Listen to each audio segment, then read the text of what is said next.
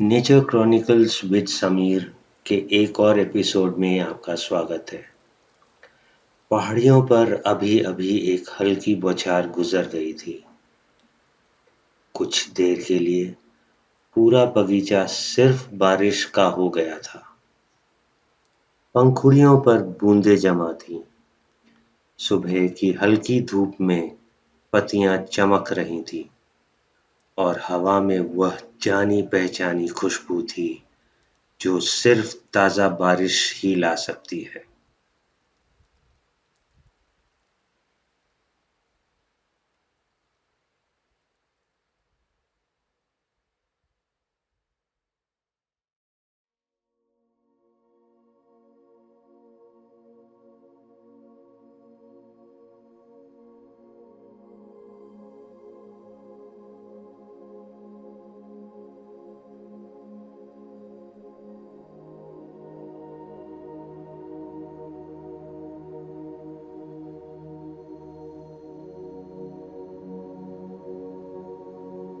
फिर बादल छट गए, फूल तरोताजा हो गए, सरसों के पौधे चुपचाप इंतजार करने लगे और शायद पक्षियों को इसका पता चल गया था।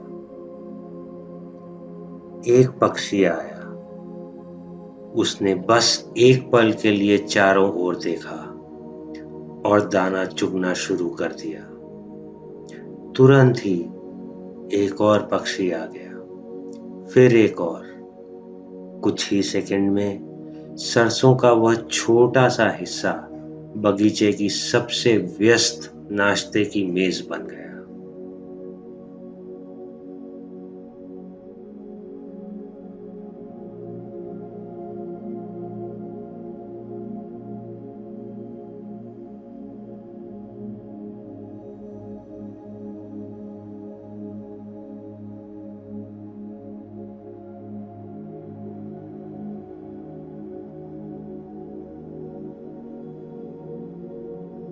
एक छोटी सी बात ने मुझे मुस्कुराने पर मजबूर कर दिया।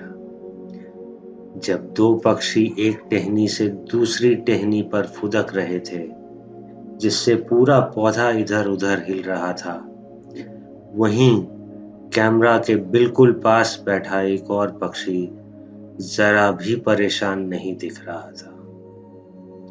टहनी हिलती रही, उसके पैरों के नीचे की दुनिया डगमगाती रही, लेकिन नाश्ता बिना रुके चलता रहा।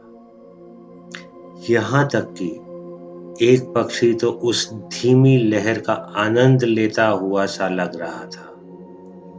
वह हवा में ऐसे झूल रहा था मानो हिलती हुई टहनी उसके नाश्ते के अनुभव का एक ही हिस्सा हो। वे पतली टहनियों के बिल्कुल आखिरी छोर तक चले जाते थे और ऐसी जगह संतुलन बनाते थे जो उनका वजन उठाने के लिए बहुत नाजुक लगती थी। फिर भी वे कभी नहीं हिचकिचाए। हर दाने तक पहुंचना जरूरी था। पौधे के हर कोने की जांच होनी थी। इस सब में एक उद्वत लय थी, तेजी से दाना चुगने की हलचल। फिर कुछ शांत पलों के लिए सब कुछ थम जाता। पक्षी रुक जाते, सरसों के पौधे का कांपना बंद हो जाता, बगीचा जैसे राहत की सांस लेता। फिर मानो किसी ने कोई अदृश्य घंटी बजा दी हो, हलचल दोबारा शुरू हो जाती, इस बार भी बिल्कुल उसी उत्साह के साथ। बाद में मुझे समझ आया कि ये पक्के पेटू कौन थे। येलो ब्रेस्टेड ग्रीन फ्रेंच, छोटे कद के पक्षी, लेकिन भूख हैरान करने वाली, या शायद और सही कहे तो कुतरने के उस्ताद। उन्होंने धैर्यपूर्वक पौधे के एक छोर से दूसरे छोर तक काम किया, बार बार लौट कर आए, जैसे उन्होंने ठान लिया हो कि एक भी दाना पीछे नहीं छोड़ना है। उनके लिए कोई जल्दबाजी नहीं थी, कोई ध्यान भटकाने वाली चीज नहीं थी, बस नाश्ता था। और वे पूरे शिद्दत के साथ अपने काम में लगे रहे। कुछ ही देर में सरसों के पौधे काफी हल्के दिखने लगे। एक एक करके पक्षी आसपास के पेड़ों में चले गए। बगीचा फिर से शांत हो गया।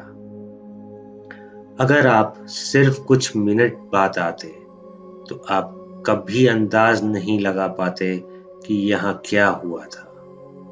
बस सरसों के 2 साधारण पौधे, मुट्ठी भर भूखे पक्षी और एक कभी नहीं भूलने वाला नाश्ता। नेचर क्रॉनिकल्स विद समीर के एक और एपिसोड में मेरे साथ जुड़ने के लिए धन्यवाद। अगली बार तक अपनी उत्सुकता को जिंदा रखें, अपने आसपास के प्राकृतिक स्थानों को संजो कर रखें, चाहे वे कितने भी छोटे क्यों ना हो। और याद रखें, प्रकृति को हमेशा किसी बड़े मंच की जरूरत नहीं होती। कभी कभी एक नाश्ता ही अपने आप में एक पूरी कहानी होता है। मैं आपसे नेचर क्रॉनिकल्स विद समीर के अगले एपिसोड में मिलूंगा। धन्यवाद।